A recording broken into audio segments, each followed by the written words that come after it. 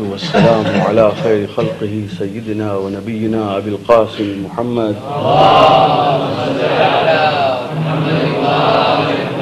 وعلى أهل بيته الطيبين الطاهرين المعصومين. أما بعد، السلام عليكم ورحمة الله وبركاته.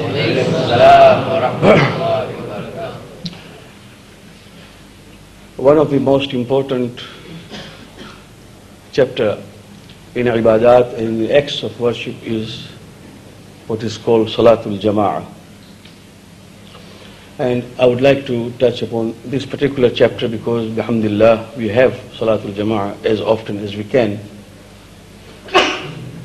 But I find that mu'mineen do need some reminders as far as Salatul Jama'ah is concerned, so that it is performed well. And especially, the ladies are now joining us in Salatul Jama'ah, and they might be also thinking of certain Masa'il. And over the next few nights, inshallah, we'll try to explain. First of all, the fadilah. That the fadilat and the excellence of praying together is much more than praying alone.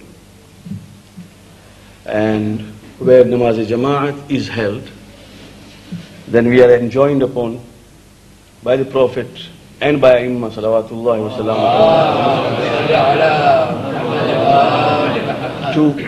to join Salatul Jama'ah. And let us take example of these days when you can pray at home, for example, at 6:20 or 6:21 when the Maghrib enters for Adha, together with Iftar. But if you can manage to come again here, it's about 7 o'clock when Salatul Jama'ah starts, you can pray today's Salat again. No need to make a niyat of qadha or anything. Again, same day's prayers. Whether you are leading or you are following, as an imam or also as a ma'mum, you can pray same day's prayer, Salatul Jama'ah. Because it has got more thawab, and there is no doubt about it. And the thawab of one's rak'ah being prayed alone is far, far lesser than the thawab of praying together. And if there are 10, as the Prophet said in hadith, if there are 10 mu'mineen joining or more, then the thawab of that Salatul Jama'ah cannot be calculated by anyone but Allah subhanahu wa ta'ala himself.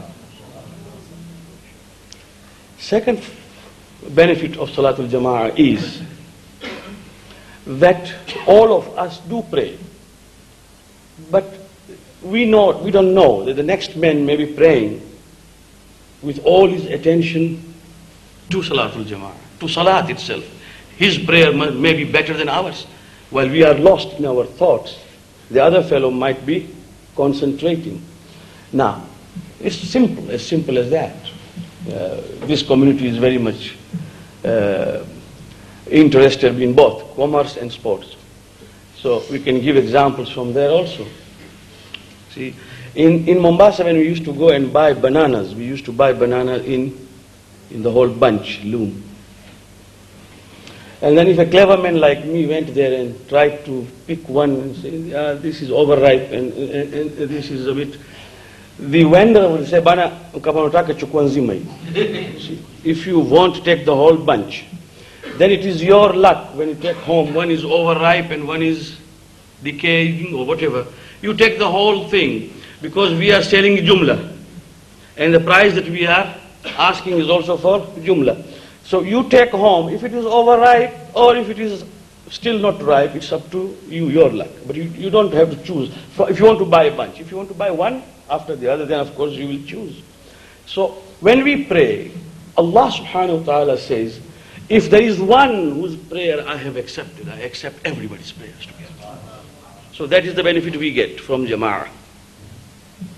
And if you say for sports, if the whole team in any side cricket wins, we don't say how much Miadad has scored.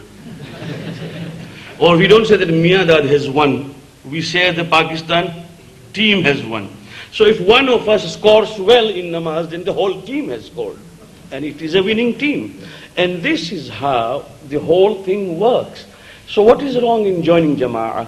When we get the benefit like this, we come here, another mu'min is doing better, is praying with all his mind in salah, and is perhaps better disposed to prayers today than I am, then inshallah the benefit of his salat will come to us and our salat will be accepted. So the qubuliyat of namaz is better in Jama'ah than in Furada.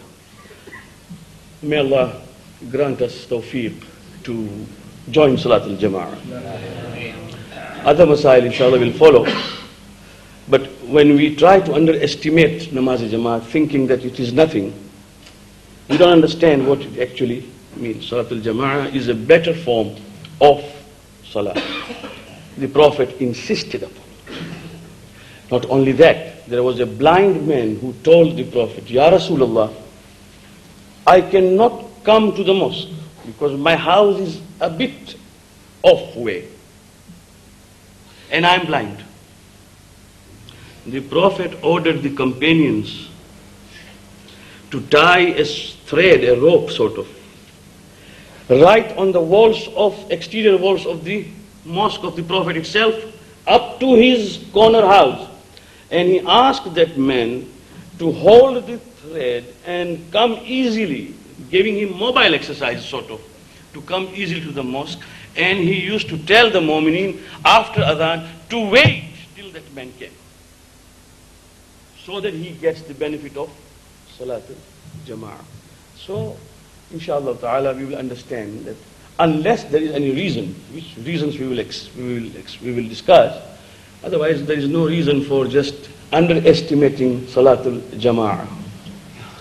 Last night, we were on Ihdinas Siraatal Mustaqim. I'm taking it to another aspect now, which is very important. By the same time, it is a matter of history.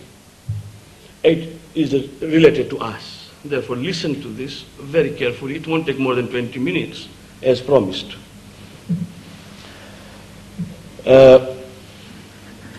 Siraatal Mustaqim, the straight path. Right. What is the straight path? All of them have written Islam. But now you know that between two given points, there cannot be more than one straight line. Take any two given points, there cannot be more than one straight line.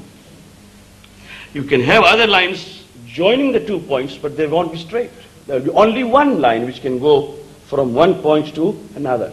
Straight. It is called the shortest distance and the only straight line that we have. Islam. Soon, as long as the Prophet lived, there was no question. But what happened after his passing away? Because then we started getting interpretations after interpretations, and the conduct and the behavior of those who were supposed to be the leaders was such that it was not representing true Islam at all. They themselves were doubtful. I am not entering into polemics, I am talking history. When Hazrat Abu Bakr became the Khalifa, and he sat on Mimbar for the first time, addressing the Muslim crowd, this is his official sermon, he said, I have a shaitan who sits with me. And he can sometimes mislead me. If you see me go crooked, straighten me. Now who is saying this? A Khalifa who could be a role model. He says that I depend upon you. If you see me go crooked, straighten me. Because I have a shaitan also with me. Now, as compared to this, the Muslims naturally looked out for someone who was a role model. And the Prophet himself worried about this because he knew that it is Ihdinas Siraatal Mustaqim. I have got to tell the people where will they find As-Siraat al-Mustaqim. Where? So for the first 3 years in the Prophet's life, first 3 years, when he was first told, Iqra bismi rabbika alladhi khalaq, for the first 3 years, it was within the household and the nearest relative that the Prophet preached. We know it, it is there. After these 3 years, one day an ayah came, written by all, Ahlul Sunnah and Tashayyu'. There is no difference in this. The ayah came, وَأَنذِرْ عَشِيرَتَكَ الْأَقْرَبِينَ. Now, start spreading the warning among those relatives, wider circle, close to you. So the Prophet convened, invited people at home, the elders of the family. It was a large family, and he invited all of them home. And he asked Imam Ali, who was then at the most 13 years old. Not more than 13, because we have a riwayah of 10 also. And said, Ya Ali, arrange for milk and arrange for meat. We will feed them. I mean, without feeding, people don't come. I mean, this doesn't need to be stressed. See, there must be chakula, feed for food. And the sunnah has been laid down by the Prophet himself. So, Mawla says that I prepared this. When it was brought there, and the people assembled in large number, I mean the relatives and shuyukh, elderly and all that, someone said that food is less. Food is less. People are more. So people were worried that it might not be sufficient. And the Prophet said, don't worry. Qulu bismillahir rahmanir rahim. Say bismillahir rahmanir rahim and start eating. Allah will put barakah. They ate. Soon they finished. The Prophet stood up and said, I have got something to tell you. And each one looked at the other and walked out. Walked out. So the Prophet said, Ya Ali, invite them tomorrow again. They were invited. They came. And the moment the Prophet stood up to say, I want to say something, I have a message, they again walked out. The Prophet said, Ya Ali, invite them tomorrow again. Third. On the third day, when they came, one of them, according to riwayat Abu Talib, according to riwayat other fellow, he said, we must be some considerate people. A man is inviting us for 3 nights. Let us listen to what he has to say. So then they sat down, and the Prophet stood up and he conveyed the message of Tawheed, La ilaha illallah, and I am the Prophet, I have come as a warner and one who has brought glad tidings to you, Bashirun wa Nadhir, Rasulullah. Right? And he explained the whole thing. After having explained, he said, Faman yuwaziruni minkum, who is going to be my deputy and my assistant, so that after me, he will be my successor, my executive, my brother, and my wazir.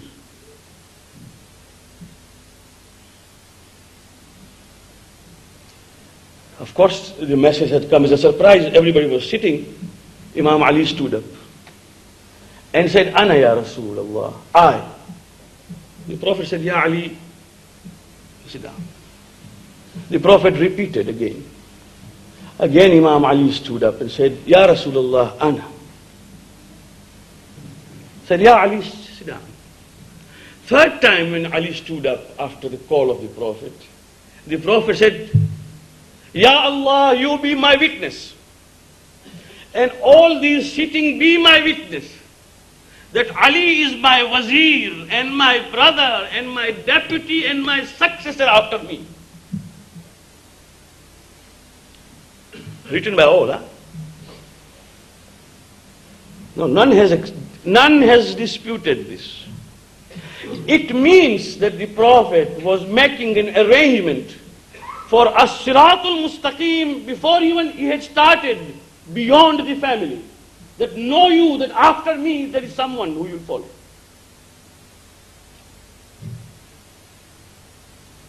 Well, it so transpires now that we are told that from where have you come up, you people? You are. The question is asked: was the Prophet Shia or Sunni? Now, what to answer?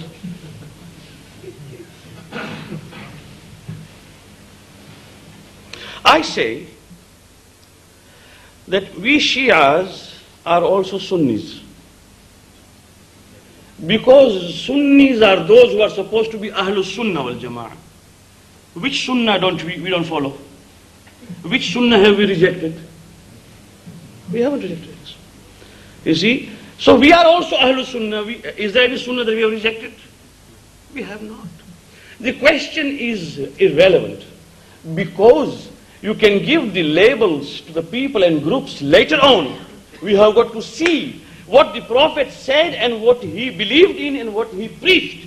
Did he preach any other fellow for Siraatal Mustaqim? Then of course we are prepared. But if he did not, and if he designated that this is the place where you will get the guidelines from Islam after my departure, then this is what the Prophet was and this is what we are. Call us any name, makes no difference.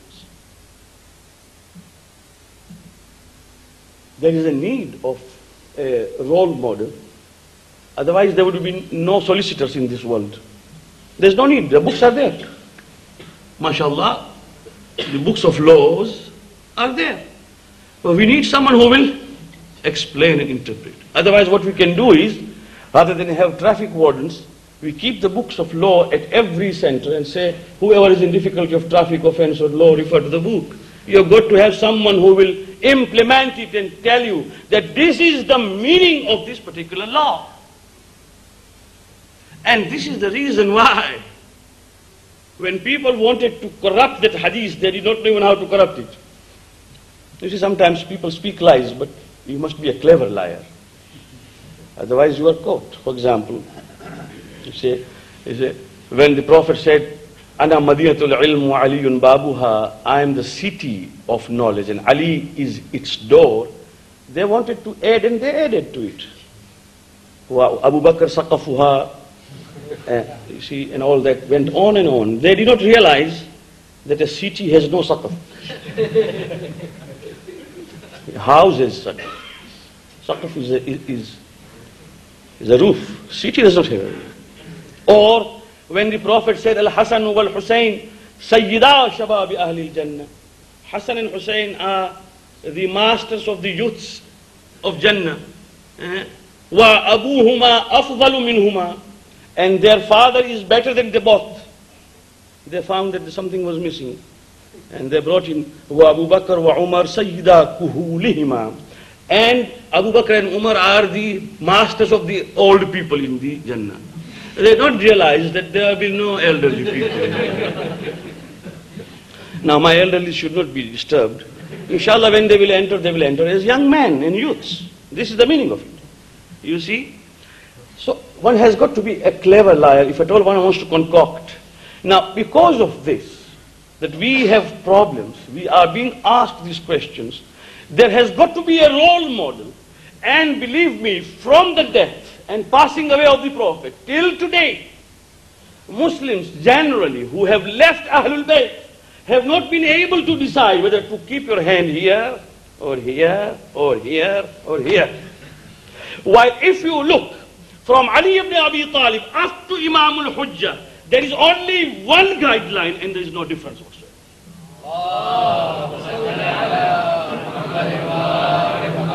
And they admit it, that this lineage does not show any friction. There is a constancy, because there is only one guideline. We don't understand this.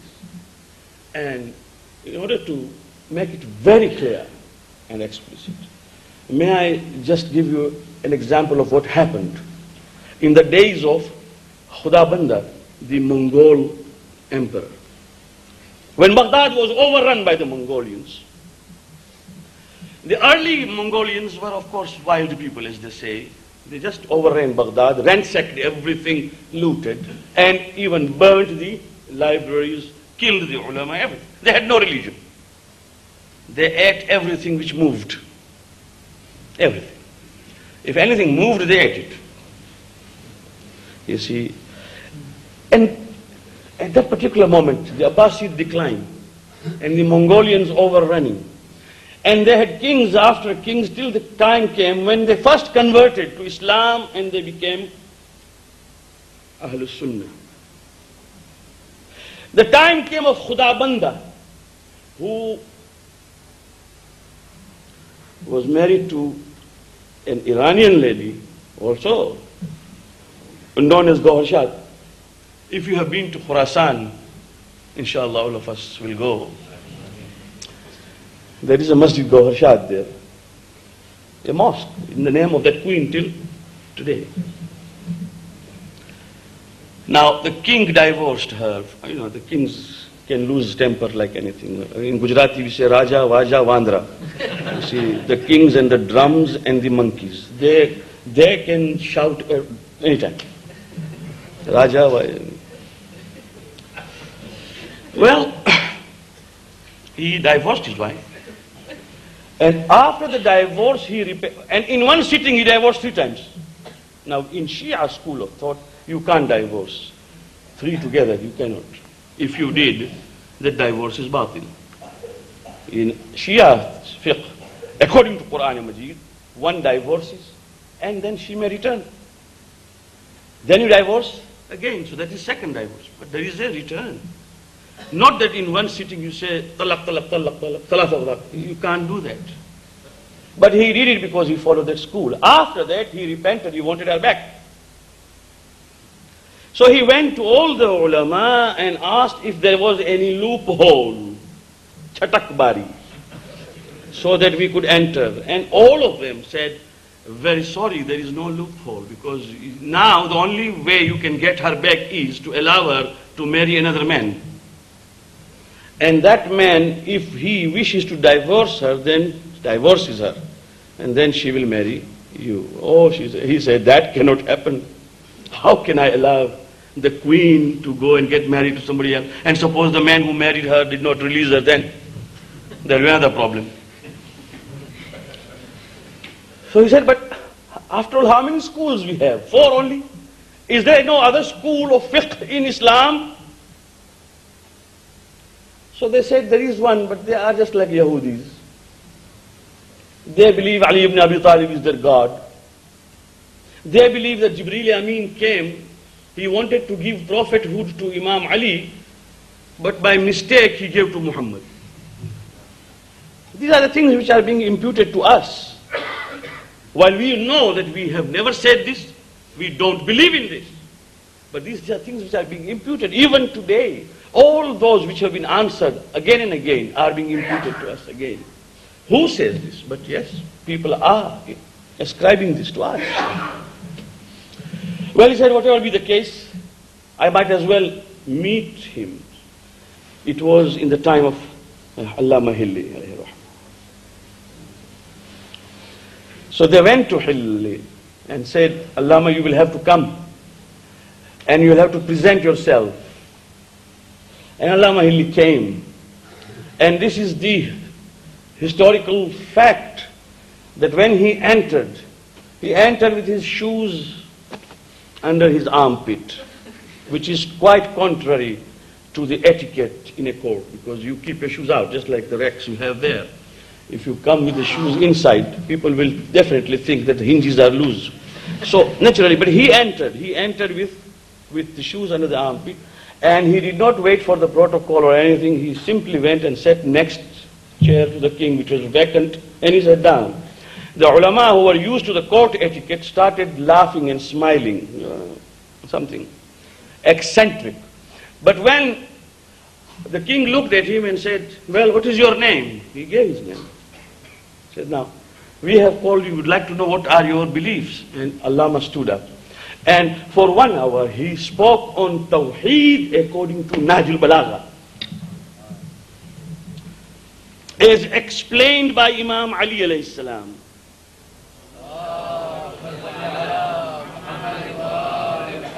When he sat down, Khuda Banda said, if this is kufr and shirk, where is iman? If this is kufr, and if this is shirk, then where is faith? I haven't yet understood Tawheed as better as today when this man elucidated all those ayats of Quran in the light of what Ali ibn Abi Talib al-Islam said. I believe that there is some substance here. And he started asking him, is there any loophole here? He said, there is no question of loophole. There is no question of loophole. The divorce from the very first instance is batil. She is still your wife. You take her back, that's all. When he said this, one alim stood up and said, from the opposite school, and he said, "Oh king, you are listening to this madman, look at this." He came and sat without being directed to where he should sit. And he has got his shoes under the armpit. You just imagine what is happening. And Allama said, "Oh king, I was helpless. I had to bring my shoes inside because in the days of the Prophet, some of the Hanafis used to steal the shoes of the Sahaba. So I thought that if my shoes will be stolen, it will be a problem." So Abu Hanifa's alim stood up and said, "Look at this man, he's a liar." Abu Hanifa was born 80 Hijrah.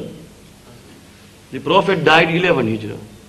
Abu Hanifa was born 80 Hijrah, long after the Prophet. So there can be no Hanafi during the Prophet's time. So Allama Ili said, "Well, I am an old man, I may be forgetting. If it was not Hanafi, it was Maliki, but there was someone." And if it was not Maliki, it must be Shafi'i or Hanbali. All of them stood up and said, if Abu Hanifa was born in 80, Maliki was born 2-3 years later, in 84, they were contemporaries. And the day Abu Hanifa died, Imam Shafi'i was born, 150 Hijrah. And Hanbal comes after that. So the question of being there as Hanafi or Maliki or Shafi'i does not arise. When they said this, then Allama Hilli stood up and said, "Well, then I'm going to tell you about my Imam who was born before the Prophet said that I am the Prophet."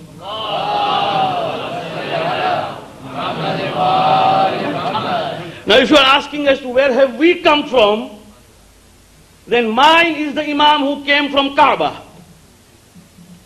And the Prophet was 30 years old. When he became 40 years old, my Imam was already 10 years old. And it was in his presence that the Imam was designated as وَهَذَا خَلِيفَتِي وَوَسِيِّي وَوَزِيرِي.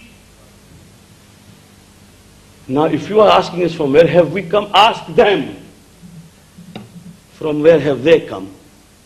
Because their Aimma have come late. And they tried to fabricate. Sirat was there. And this is the meaning of what the Prophet said. When he said, "Inni tarikun fikum thaqalain," I leave behind two weighty, priceless, very invaluable things. Kitab Allah wa itrati ahl bayti, the book of God and my ahl al-bayt. Therefore, because the question is now mustaqim is very important here. Mustaqim means there is nothing crooked. The path is exactly straight. There is no diversion, no distraction. This is the meaning of mustaqim. And in relation to Islam, it means that, mark my words, this is what all the ulama have written. I am just transmitting to you what ulama have written. That mustaqim means that there is no sin anywhere. And there is no lapse anywhere. And for that, you have to search Quran. And Quran only once says, and I must say this because although we are reading it every night, or on many occasions, perhaps my young brothers do not know, and my young sisters, as to what we are reading, that which is called Hadith-e-Qisa. What we are reading, we do not know perhaps. The whole thing goes this way, that once the Prophet entered the house of Fatima Zahra Salamullah alayha, and said, "Fatima, I do feel a bit indisposed and cold. Can you give me that blanket or that cloth which is of Yaman so that I may cover myself?" And he covered himself, and Imam Hassan entered. And he said, "Oh mother, I can smell the fragrance of my grandfather in this house." إني أشم عندك رائحة طيبة كأنها رائحة جدي رسول الله. I can smell the fragrance, very pure, like the fragrance of my grandfather, the Prophet of God. And mother said, yes, he is here. He came to the Prophet and said, Ya Rasulullah, may I enter under this cloak? And the Prophet said, yes. And Imam Hussein came similarly. May I enter? And the Prophet said, yes. And Imam Ali came. وَإِنِّي أَشُمُّ عِنْدَكِ رَائِحَةً كَأَنَّهَا رَائِحَةُ أَخِي وَابْنِ عَمِّي رَسُولِ اللَّهِ. I can smell that fragrance of my brother, my cousin, the Prophet of God. And Fatima said, yes, he is there with your two sons. And Imam Ali came and was admitted under the clock. And then Fatima came and said, may I also enter? And she entered. How many now? 5. Asma bint Umays, one of the wives of the Prophet, came and said, Ya Rasulullah, may I enter? And the Prophet said, Ya Asma, Anti ala al-khair. You are on the right and good path, but you can't enter. You can't enter. And then we read, when the Prophet, when Allah said that I have not created the heavens and earth, nor the flowing seas, nor the sailing ships, nor the stars, nothing I have created, but for the love of these who are under the kisa. Kisa means chadar, cloak. ما خلقت سماء مبنية ولا أرضا مدحية ولا قمرا منير ولا شمسا مضيئة ولا فلكا يدور ولا بحرا يجري ولا فلكا يسري إلا في محبة هؤلاء الخمسة.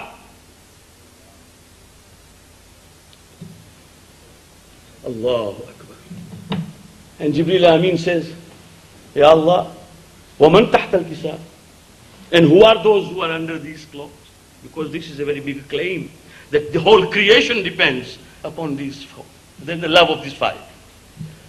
And the answer he gave was, whom? Fatima. In under this cloak is Fatima, wa abuha, her father, wa ba'luha, her husband, wa banuha, and her children. Salawatullahi wa salamu alayhi. And Jibreel came. I relate this because I know the elders know about it. They will enjoy this being recounted. But my youngsters may not know what is hadith Qissa. Jibreel Amin came and said, أَتَأْذَنُ لِي أَنْتَ يَا رَسُولَ اللَّهِ. Do you permit me to enter?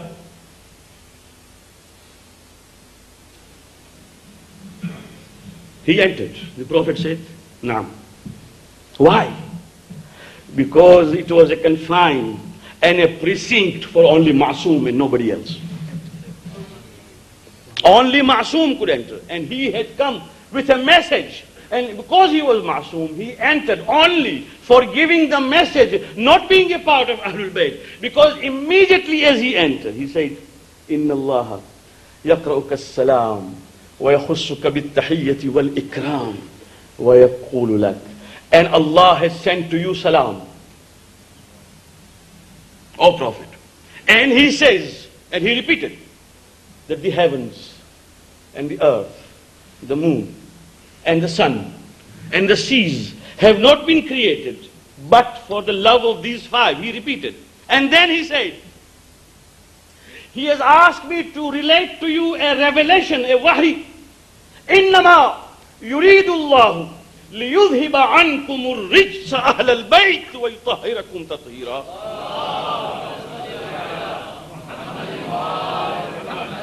There is nothing but this, that Allah has willed, that you, the Ahlul Bayt, shall be cleansed and purified the way you should be purified from all dirts. Purifying. He has willed it. You will be cleansed and purified. And He has made you pak and tahir, the way he should be. Now,